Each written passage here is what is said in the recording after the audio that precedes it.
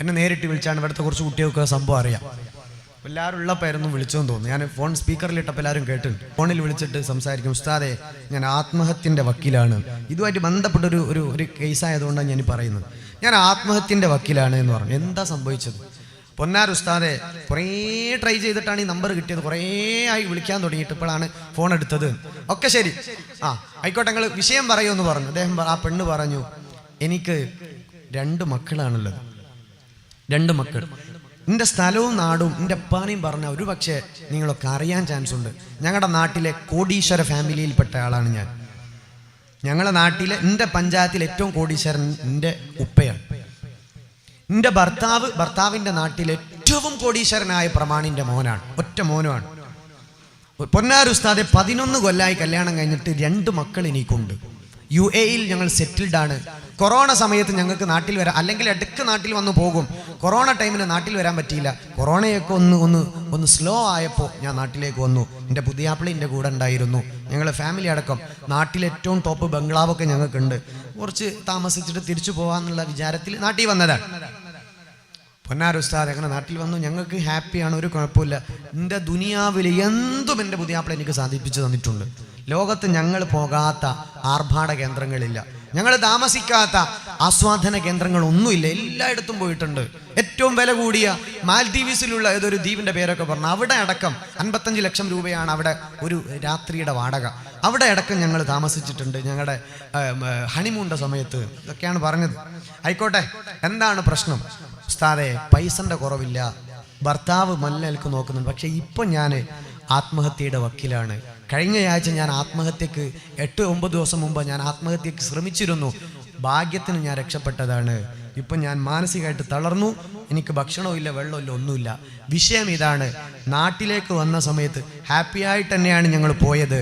ഒരു ദിവസം, അതായത് കൃത്യം 10 ദിവസങ്ങൾക്ക് മുന്നേ, 10 ദിവസങ്ങൾക്ക് മുമ്പ് ഞാനും എൻ്റെ ഭർത്താവും ഞങ്ങളുടെ റൂമിലിരുന്ന് ഇങ്ങനെ സംസാരിക്കുമ്പോൾ പെട്ടെന്ന് എൻ്റെ പുതിയാപ്പിള ഫോൺ അവിടെ വെച്ചിട്ട് ടോയ്ലറ്റിൽ പോയി, ബാത്റൂമിലേക്ക് പോയി.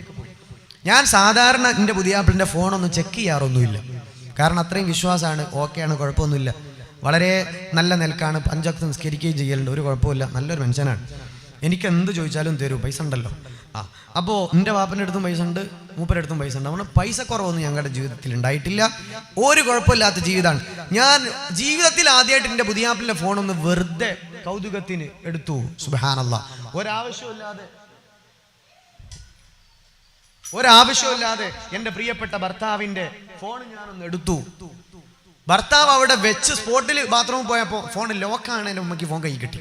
സാറിന് ഫോൺ അവിടെ വെച്ച് ഒരു 2 സെക്കൻഡ് എടുക്കും ഫോൺ ലോക്കായി പോവാൻ. ലോക്കായ പിന്നെ ലോക്കൊന്നും എനിക്ക് അറിഞ്ഞൂടാ. പക്ഷേ ഭർത്താവ് ഇങ്ങനെ ഫോണിൽ നോക്കി പെട്ടെന്ന് ഫോൺ അവിടെ ചെയ്യുന്നേറ്റ് പോയപ്പോൾ ആ സ്പോട്ടിൽ ഫോൺ ഞാൻ എടുത്തപ്പോൾ ലോക്കാവാന്നതിന് മുമ്പ് എനിക്ക് ഫോൺ കൈ കിട്ടി. ഞാൻ ആ ഫോൺ നോക്കി കൗതുകത്തിന് എൻ്റെ ഭർത്താവിൻ്റെ വാട്സാപ്പ് ഞാനൊന്ന് നോക്കി. നേരിട്ട് എനിക്കുണ്ടായ ഒരു അനുഭവമാണ്. ഈ പെണ്ണ് പറയാണ്, ഞാൻ വാട്സപ്പ് നോക്കുന്ന സമയത്ത് സുബ്ഹാനല്ലാഹ്, ആദ്യത്തെ ചാറ്റ്, ജീവിതത്തിൽ ഞാനത് ചെയ്തിട്ടില്ല, ആദ്യത്തെ ചാറ്റ് ഞാൻ ഓപ്പൺ ആക്കി നോക്കുമ്പോൾ ഞാൻ അന്ന് മാനസികമായിട്ട് തളർന്നു പോയി. കഴിഞ്ഞ 11 കൊല്ലമായി എൻ്റെ കൂടെ എല്ലാത്തിനും കൂടെ ഉണ്ടായിരുന്ന ഈ മനുഷ്യൻ്റെ സ്വഭാവം ഇത്ര മോശമായിരുന്നോ എന്നറിഞ്ഞ് ഞാൻ മാനസികമായിട്ട് തളർന്നു പോയി. ഭർത്താവിൻ്റെ UAE ഓഫീസിലുള്ള ഒരു സ്ത്രീയുമായിട്ടുള്ള വളരെ മോശപ്പെട്ട വൽഗറായ ചാറ്റിങ്ങുകളാണ്. സുന്ദരിയായ ഞാൻ കൂടെ ഉണ്ട്, 2 മക്കളുണ്ട്, അന്തസ്സുള്ള കുടുംബമാണ്, നാട്ടിലെ കുലീന തറവാടാണ്, ഒക്കെയാണ്. പക്ഷേ എൻ്റെ ഭർത്താവ് ഈ പെണ്ണുമായിട്ട് ചാറ്റ് ചെയ്തത് എന്തെങ്കിലും ഓഫീസ് കാര്യങ്ങളല്ല, വളരെ മോശമായ സംഗതികളൊക്കെ അതിൽ പറയുന്നുണ്ട്. എൻ്റെ പുതിയാപ്പിളിൻ്റെ ഫോട്ടോ അങ്ങോട്ട് അയച്ചിട്ടുണ്ട്, അവളുടെ ഫോട്ടോ ഇങ്ങോട്ട് അയച്ചിട്ടുണ്ട്, വൾഗറായ എല്ലാ സംഭവങ്ങളും ഷെയർ ചെയ്തിട്ടുണ്ട്. ഞാൻ ആ വാട്സപ്പിൻ്റെ ഹിസ്റ്ററി ഒന്ന് സ്ക്രോൾ ചെയ്ത് നോക്കി. ഇത് മാസങ്ങൾക്ക് മുന്നേ തുടങ്ങിയതാണ്. മാസങ്ങൾക്ക് മുന്നേ അത് സ്ക്രോൾ ചെയ്താൽ മനസ്സിലാവുമല്ലോ. ഇതൊന്നും ഇന്നലെയും തുടങ്ങിയല്ല. എൻ്റെ കൂടെ നിൽക്കുമ്പോഴും അന്ന് രാത്രി പോലും, അങ്ങനത്തെ രാത്രികളിൽ പോലും ഈ പെണ്ണിനോട് സംസാരിച്ചത്, ഓഫീസിൽ ഒത്തുകൂടിയത്, അതിൻ്റെ കഥകൾ എല്ലാം ഈ വാട്സപ്പിലൂടെ ഞാൻ കണ്ടു. ഞാൻ ഫോൺ അവിടെ വെച്ചു, ഞാൻ ബ്ലേഡ് എടുത്ത് എൻ്റെ ഞരമ്പ് മുറിച്ചു. എല്ലാവരും ഓടി വന്ന് എന്ത് പറ്റിയെന്ന് വിചാരിച്ച് എന്നെ എടുത്ത് ഹോസ്പിറ്റലിൽ കൊണ്ടുപോയി എന്നെ തൽക്കാലം രക്ഷപ്പെടുത്തി. സ്പോട്ടിൽ പുതിയാപ്പിളെ കൊണ്ടുപോയതുകൊണ്ട് ഞാൻ രക്ഷപ്പെട്ടു. അതിൻ്റെ ശേഷം എനിക്ക് മാനസികമായിട്ട് ഒരു സുഖവും സ്വസ്ഥതയില്ല. ഞാൻ എങ്ങനെ ഈ ഭൂമിയിൽ ജീവിക്കും എന്നറിയാതെ തളർന്ന് തരിപ്പണായി നിൽക്കുകയാണ്. ഇങ്ങനത്തെ ഒരു സ്വഭാവം കണ്ടപ്പോൾ എന്ന് ആ ഒരു സഹോദരി പറഞ്ഞൊരനുഭവം. ഞാൻ കുറച്ച് അദ്കാറുകളും കാര്യങ്ങളൊക്കെ പറഞ്ഞു കൊടുത്തു, അത് ചെയ്യാൻ വേണ്ടി പറഞ്ഞു. അത് ചെയ്ത് അതിന് ശേഷം വിവരവും അഡ്രസ്സൊന്നുമില്ല. അള്ളാഹു അവർക്ക് സമാധാനവും സ്വസ്ഥതയും പുതിയാപ്പിൽ അള്ളാഹു നന്നാക്കി കൊടുക്കട്ടെ. കുറേ പൈസ ഉണ്ടായിട്ടൊന്നും കാര്യമില്ല. ഇങ്ങനത്തെ സ്വഭാവമുള്ള ഒരു പുതിയാപ്പിളയാണെന്ന് അറിഞ്ഞാൽ അതോടെ തീരും എല്ലാവിധ സ്വപ്നങ്ങളും അല്ലേ. അതുകൊണ്ടാണ് മുത്തുനബി തങ്ങൾ പറഞ്ഞത്, നിങ്ങൾ പെണ്ണ് കെട്ടിച്ചു കൊടുക്കുമ്പോൾ അള്ളാനെ പേടി നോക്കിയിട്ട് കെട്ടിച്ചു കൊടുക്കണേ എന്ന്. 4 കാര്യത്തിന് പെണ്ണ് കെട്ടാൻ പറഞ്ഞിട്ടുണ്ട്. അതിൽ അവസാനം പറഞ്ഞ ഏറ്റവും പ്രധാനപ്പെട്ട കാര്യം പൈസ നോക്കി പെണ്ണ് കെട്ടി. പൈസ ഉണ്ടാകും പുതിയാപ്പിളിന്റെ അടുത്ത്, പക്ഷേ ദീനില്ലാത്ത പുരുഷനാണെങ്കിൽ ഒരു ദിവസം ഈ ഭർത്താവിൽ നിന്ന് ഹറാമ് കാണുമ്പോ നിങ്ങളുടെ മക്കൾക്കാണ് പ്രയാസം ഉണ്ടാവുക. അള്ളാനെ പേടിയുള്ള പുയ്യാപ്പിളാണെങ്കിൽ എങ്ങനെ കഷ്ടപ്പെട്ടിട്ടും ഈ പെണ്ണിനെ സംരക്ഷിക്കും. പെണ്ണിനെ നോക്കലും അവളെ സംരക്ഷിക്കലും ദീനിയായ ബാധ്യതയാണെന്ന് എനിക്കറിയാം. ഇവളെ കഷ്ടപ്പെടുത്തിയ സ്വർഗം നഷ്ടപ്പെടുമെന്ന് അറിയാം. അതുകൊണ്ട് ദീനുള്ള പുതിയാപ്പിളാരെ കൂടെ പോയാൽ നിങ്ങൾക്ക് ദുനിയാവിലും സേഫാണ്, ആഖിറത്തിലും സേഫാണ്. അള്ളാനെ പേടിയുള്ള പുതിയാപ്പിള, അള്ളാഹുവിനെ പേടിയില്ലാത്ത ഭർത്താവാണെങ്കിൽ മക്കളായി കഴിഞ്ഞാൽ ഇവളുടെ അടുത്ത് നിന്ന് കിട്ടേണ്ടതൊക്കെ കിട്ടിക്കഴിഞ്ഞാൽ പിന്നെ സ്വഭാവം മാറും. അടുത്ത പെണ്ണിലേക്ക് ഇവന്റെ ചിന്ത പോകും, പെണ്ണുങ്ങളെ ജീവിതം കൊളായി പോകും. അതുകൊണ്ട് വളരെ കർശനമായ നിർദ്ദേശമാണ് മുത്തുനബി സല്ലല്ലാഹു അലൈഹി വസല്ലം തരുന്നത്. നിങ്ങൾ എന്ത് ചെയ്യണം? ദീനുള്ള ഒരാൾക്കേ നിങ്ങളെ മക്കളെ കെട്ടിച്ചു കൊടുക്കാവൂ. അല്ലാത്തവർക്ക് കെട്ടിച്ചു കൊടുത്താൽ കാര്യം കഷ്ടപ്പാടാണ്. പവറും പൈസയല്ല നോക്കേണ്ടത്, ദീനാണ് നോക്കേണ്ടത്.